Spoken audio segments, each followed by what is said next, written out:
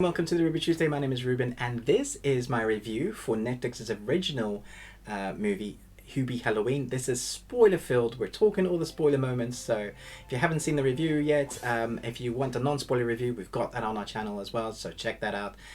But for now, you've been warned, so let's jump. So this is another Adam Sandler collaboration with Netflix. They signed a contract deal with, I think, for 4 films. I think this is the 3rd. We might have one more coming. He also wrote, he's one of the writers on this. He has a collaboration with a director that they do a lot of films together, and so we have the kind of the core team back. But what is amazing about this film is how Adam Sandler has called so many of his friends to be involved in this. And so we get that kind of beginning scene where Ben Stiller arrives and totally looks like his character from Dodgeball. He's got the mustache.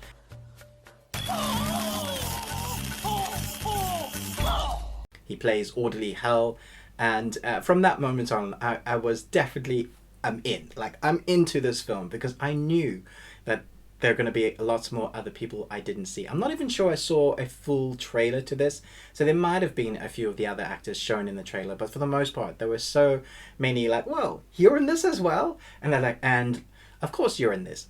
So we have Kenan Thompson, who I love. Ever since Kenan the Kel, you know, I grew up watching. There's one of the series I grew up watching. So seeing him on a comedy film, I just love his character performance. His timing to comedy works so well. I'm sorry, I didn't recognize him. And then Kevin James, who's been doing so well on YouTube.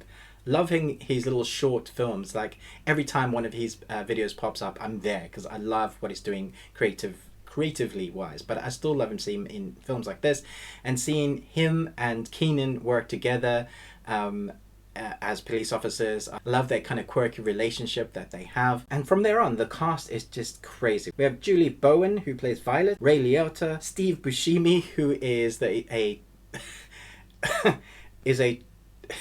who's kind of a werewolf but not a werewolf, Rob Schneider.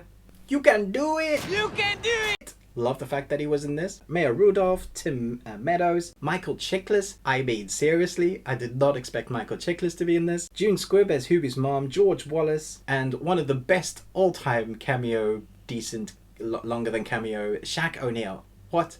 How do these people even end up being in this film? So Shaq, obviously, was playing himself, but had a different voice, and his wife, who had a male voice. That whole scene. There were moments in this where I laughed, probably more than I should have. I know that the joke wasn't working that well, and yet I was still giggling, maybe because the joke was so crap. And then there were some moments where the comedy really worked for me, and I was like, wow, I didn't expect to be laughing that much at this joke. There were moments that I felt like worked, and the moments that didn't work, which made it funny, if that makes sense.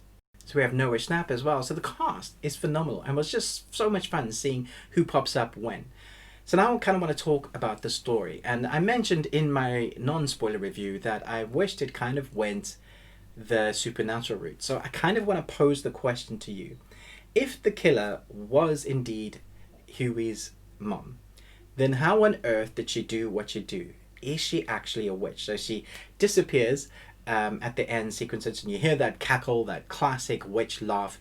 And that got me to thinking, wait a minute. The first time you see someone disappear in this film, you see one of the kids is sitting in the corner. He was going to scare Huey, and his body just gets vamped, like just pulled. And there's no way a granny, I think, can pull someone off their feet and move along the ground that quickly in the air. And there were a couple of other moments where the camera seemed to suggest that it was a supernatural force pulling them and making them disappear. So, okay, so maybe I'm taking it too seriously, but I did think, this is what made me think, is there a supernatural element to this horror? And so maybe if Huey's mother was actually a witch, and she finally had enough with these townspeople constantly berating and bullying her son, that she was going to use her magic's powers like, you know, a hocus pocus type film. And she does, and so she starts gathering these people. I mean, how on earth did she get people like Ray Liotta, who's a big dude, you know, put him on a stump without him, you know, trying to get free? How on earth did she do that? Stick him on the bonfires with the twigs. You know, maybe that in itself is just another kind of comedy thing. Wait, this granny captured you and put you, you know, was ready to burn you. And also remember that witches were burnt at the stakes, and the history, the past, of them suggested that their great one of their great ancestors was burnt at the stake for saying no, there are no such things as witches, and then she got burnt at the stake for being a witch. And now it looks like, wait a minute, if we get a sequel, do you think that Huey's mom will come back and she actually is a real life witch with witchy powers? I think that's a lot of fun to kind of theorize about, unless there is someone else and it wasn't actually Huey's mom. But I think it was, and I think she has witchy powers. So let me know in the comments your theories and thoughts on this. Thanks so much for watching this spoiler review. I had a lot of fun watching this film. Let me know in the comments below your favourite Adam Sandler film and your favourite comedy Halloween film. I feel like I should almost do a list of the best kind of family-friendly comedy Halloween films to watch during this time. Let me know if that's something you would like, but most of all, until next time, remember, live long and Tuesday.